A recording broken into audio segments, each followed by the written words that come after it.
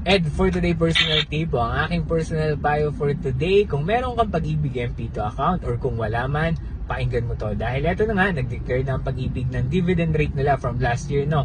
Pagdating sa MP2 account, nag-declare sila ng 7.05% na interest. So, ibig sabihin, kung meron kang pera na 100,000 simula January 1 at nag-stay ito dun sa MP2 account mo hanggang December 31, 2023, kikita ito ng 7,000, no? So, malaki yan, unlike sa banks. Hindi aabot ng 7% ang dividend sa bank, and then meron pang tax.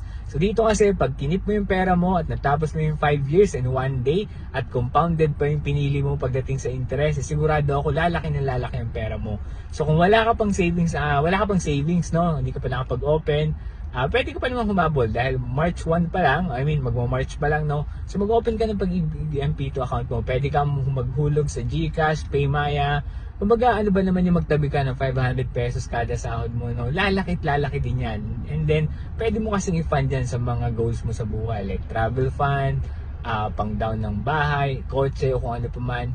So kaya kung wala ka pang Pag-ibig MP2, ay naku, sinasabi ko sa'yo, huwag ka nang magpatumpik-tumpik pa. Pumunta ka lang sa website nila, pwede ka na mag-open. Okay, yun lang yung personal payo ko ngayong araw. And by the way, meron din pala akong video about dito, no? Puntahan mo lang yung mga reels ko, balikan mo para mapanood mo yan. And then kung nagustuhan mo to, baka pwedeng pakilike and share, pwede mo like and follow sa FB account ko na Ed for today. Ganun din